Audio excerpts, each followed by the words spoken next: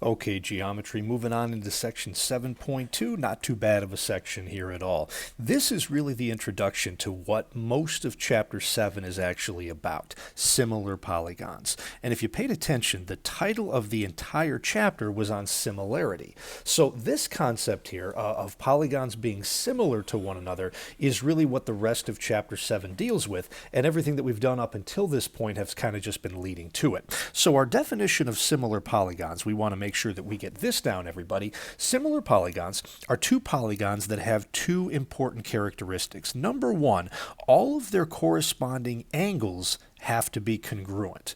And the second thing right here, all of their corresponding side lengths have to be proportional. Now, I wouldn't expect those words to resonate a whole lot right now until we see them in action, but this, everybody, is the quick thing that you guys are going to want to memorize about similar polygons. Same shape and different size. Now, if that sounds oddly familiar, it definitely should.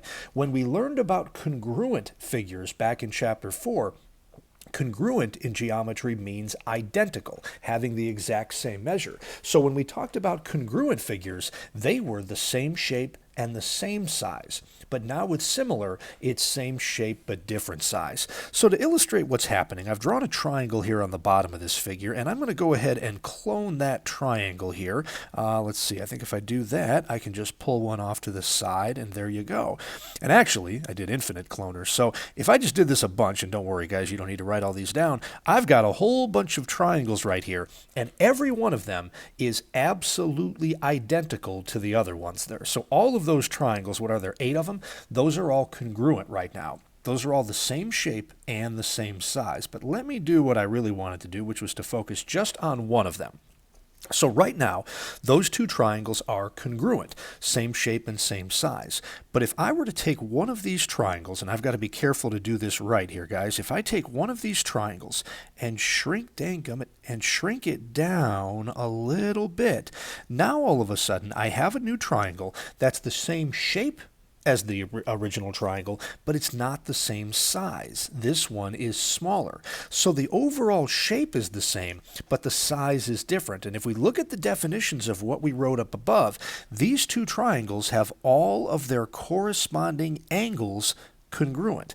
Let me show you what I mean by that. This angle right here should be congruent to this angle, and one way that I can test that is by grabbing this triangle and trying to cram it right inside that angle right there. And I didn't do this perfectly, guys. It looks like I changed the proportion of that a little bit, but you can see that that's pretty close, and it should be in reality. Likewise, with these angles on the top, they fit into each other very nicely, and with these angles in the bottom right corner, it works out about the same way. So that's kind of what we can see right here. Well, why are you? There we go. That's what I was looking for. So this would be an example now of two triangles with the same shape and different size. So these two triangles would be similar to one another. Now the symbol for similarity, everybody, I haven't written this down yet, is going to be just the little tilde right here that we are used to from being the top of the congruent sign. Right there.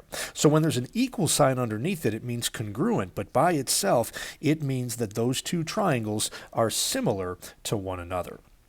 The point I was trying to make, guys, and this would work better on my actual smartboard here, I have the ability here, and I wish I didn't, to change the proportion of this thing to make it look very different. And in that case, yeah, if you guys take a look at this new triangle that I just created right here, that one's not similar to either of the other two. The angles are not all the same there, and so I unfortunately had the ability to really mess that up, and I got my first one a little bit wrong, but hopefully close enough for you guys to see the point here. Okay, so that's what similarity means. Same shape, different size. That's the informal way to do it. The more formal thing to know is that all of your angles have to be congruent.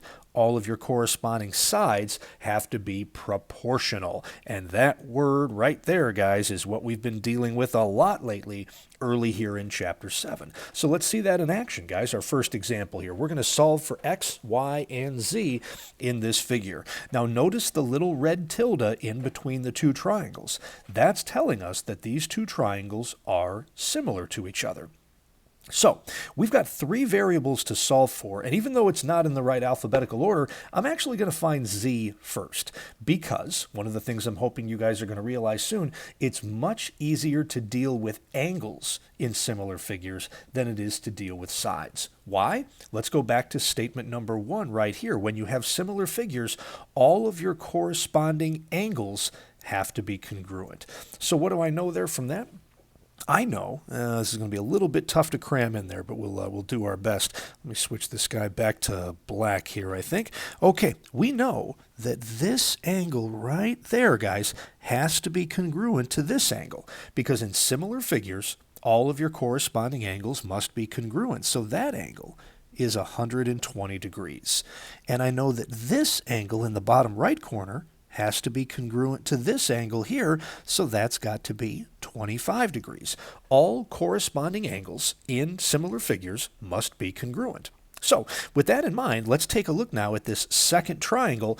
We now have at least a representation for all three angle measures. Z is the measure of one angle. A second angle is 120 degrees, and a third angle is 25. And one of the most fundamental things you absolutely must know, leaving geometry here, everybody, is that in any triangle, the sum of your three angle measures is always 180 degrees. So let's combine some like terms right there. We're going to get a z plus a 145 is equal to a 180. And we'll subtract that 145 from both sides and get z is equal to 35. All right, so that is one of the three things that we needed to find, because all corresponding angles in similar figures are congruent. But now, when it comes time to talk about corresponding sides, we've got to focus on what's going on right here. And this statement tells us that all corresponding side lengths must be proportional. Guess what, guys? That means we're going to need to make a proportion, a fraction equal to another fraction. And what I'm about to do right now, some of you are going to pick up on right away. Some of you already know how to do it, and others we're going to have to work at this a little bit, but this is a fundamental skill we need to learn here in Chapter 7 if we don't have it already. How to make a proportion, comparing corresponding sides in two similar figures. And there's a lot of different ways you can do it, but there's certain rules that you have to follow. Now, the first thing I want to do is I want to solve for x. And I notice that the x here is the left-hand side of the smaller triangle. The first thing you better recognize is, what's the corresponding side in the similar triangle to x? And if you look over at the triangle on the left, I think you're going to see I didn't flip these triangles around. They're in exactly the same orientation. So that 10 corresponds to that x. So I'm going to go ahead and make a ratio. The 10, oh, that's not what I wanted to do. The 10 in the triangle on the left corresponds to the x in the triangle on the right. So I did left triangle on top, right triangle on bottom. Now, I want to look for another ratio of corresponding sides from the left to the right.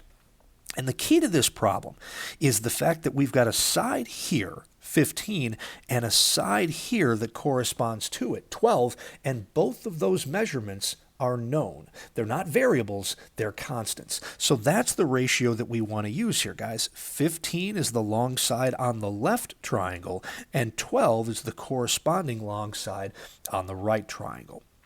So that's our proportion here. Now again, let me be clear, that is not the only way to do it. You could have done something like, see if this makes sense, guys, 10 over 15, so I'm going here to here, is equal to, think about that for a second, x over 12. Could have done the exact same thing going that way. I could have used all those weird properties of proportions that we talked about back in 7.1 and done some different things. I could have gone something like 12 over 15 to start off, you know, here to here, and that would have corresponded then to x over 10. Any of these will work. So there's lots of different ways that you can get this proportion set up.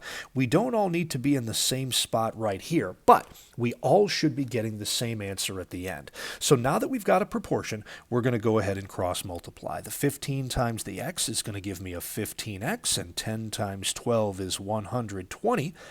And then we'll divide both sides by x, and we are going to get x is equal to, and 120 divided by 15, I do believe, is equal to 8. Now, as we look at these two triangles on the left and the right, I think it's pretty clear that the one on the left is the big triangle and the one on the right is the small triangle. So I think it makes some sense, guys, that this value we got for x here is less than this value over here, its corresponding side, which is 10.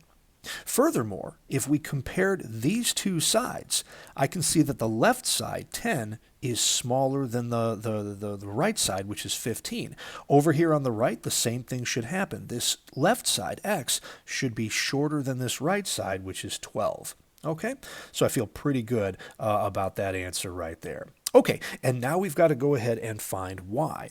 So to do that, let's take a look. The y is the bottom side in the left triangle, so I'll start my proportion with that, over what's the corresponding side in the triangle on the right? That would be 16.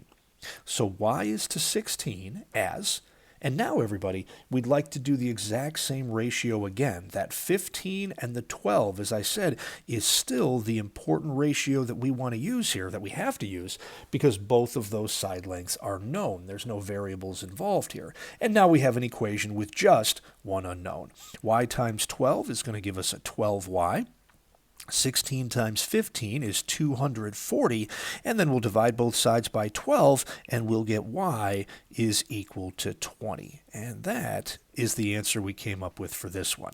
Now, I just realized as I was talking my way through this, everybody, there's a problem here with what I've drawn. What I've drawn here in this setup is actually impossible. Here's what I just noticed. 120 is an obtuse angle, and a triangle can only have one obtuse angle in it. That means the other two have to be acute. This is the biggest angle of the triangle. And back to the triangle inequality from 5.6, the side opposite from it has to be the longest side.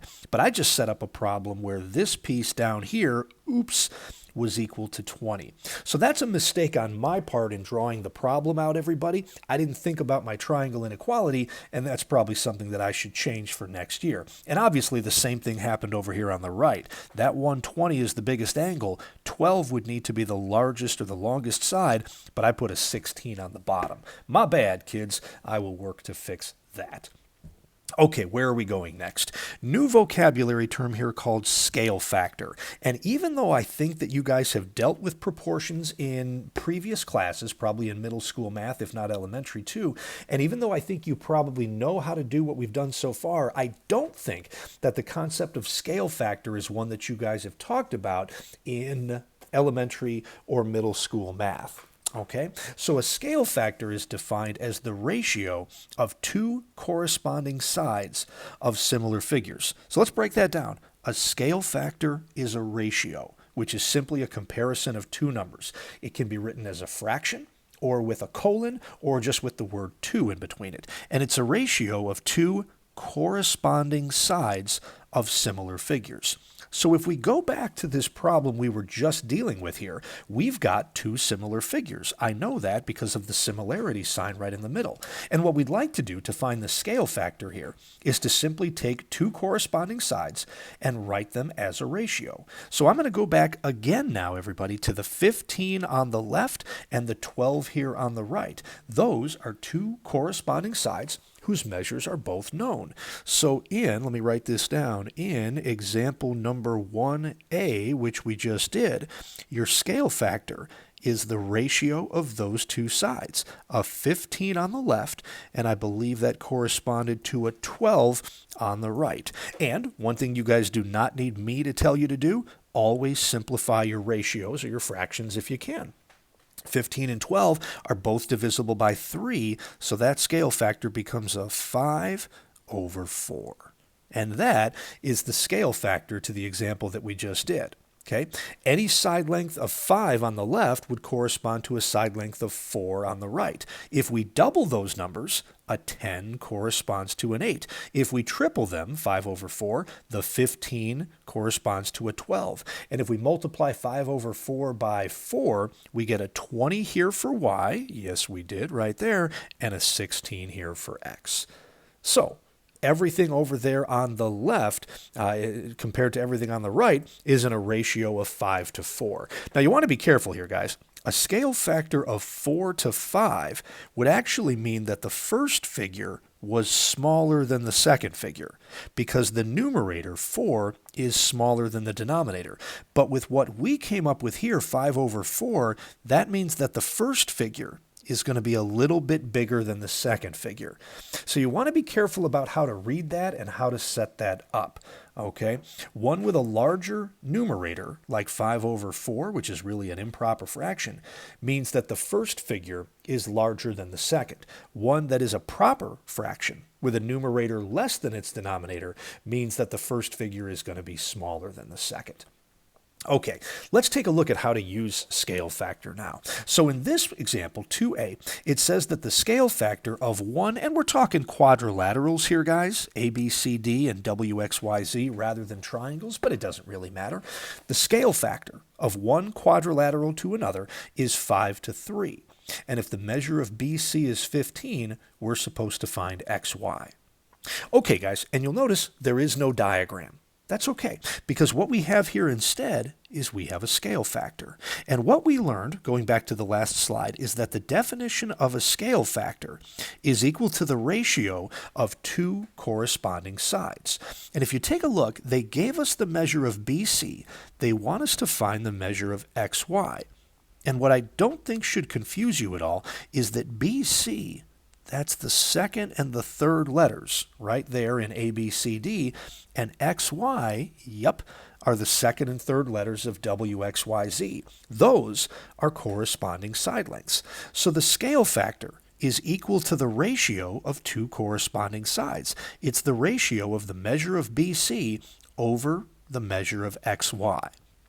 Now, I want to be clear, I'm using SF here, everybody, as an abbreviation for scale factor. But the BC and the XY, I'm using that geometrically to mean the measures of those line segments. So let's fill in what we know here, guys. On the right, we know right here that the measure of BC is 15, so I put that up on the top.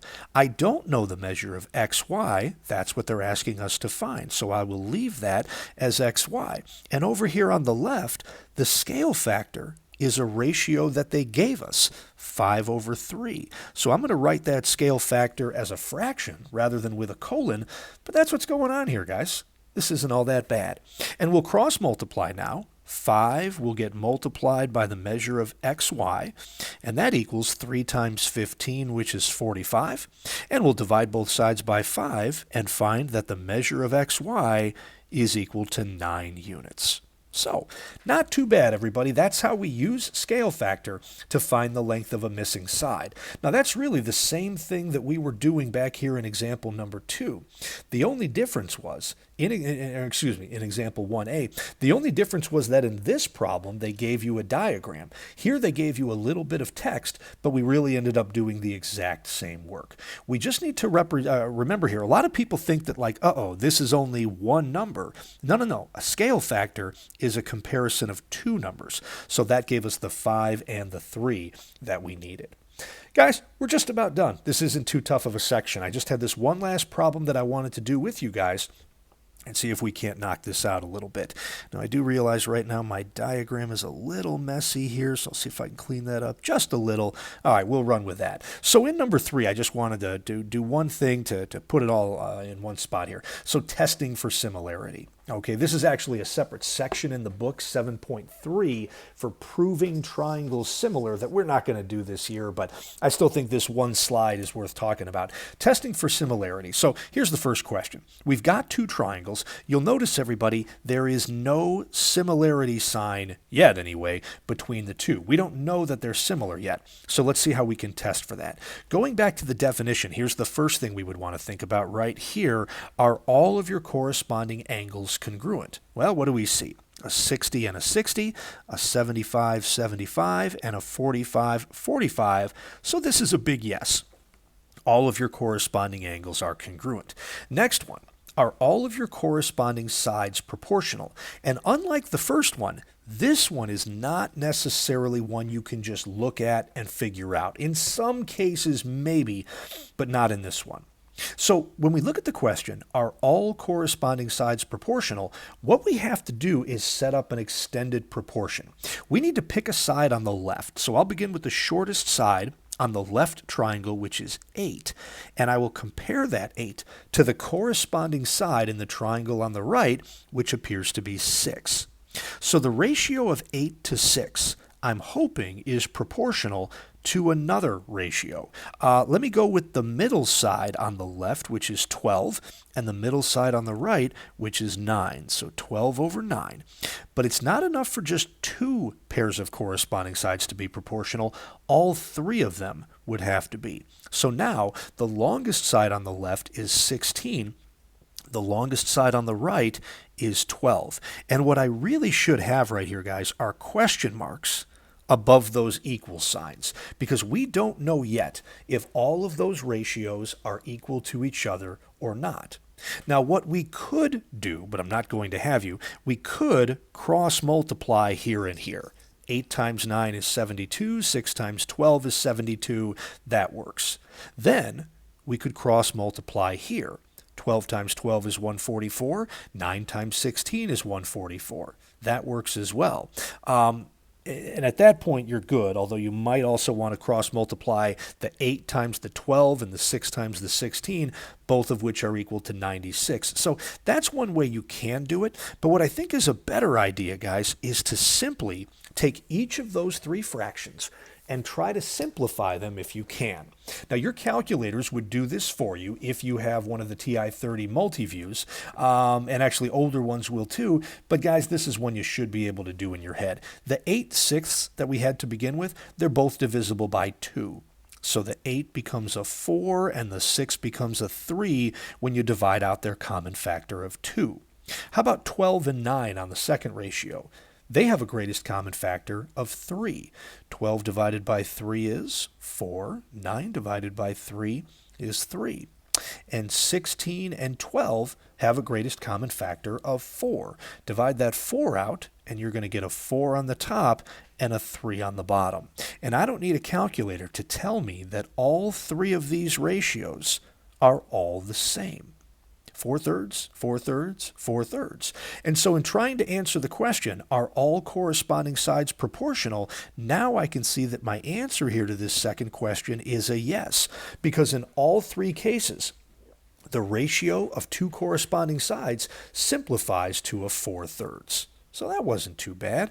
Okay, next thing I'm asking you guys here for, a similarity statement. This is very similar, to a congruence statement that we did back in chapter 4, except now, instead of saying that 2 triangles are congruent, we're going to say that they're similar. But just like congruent statements in chapter 4, we've got to name our sides in a manner that matches up. Now, you can name the first triangle any way you want. There's 6 ways to do it, but I would imagine just about all of us would do it in alphabetical order and name it triangle ABC.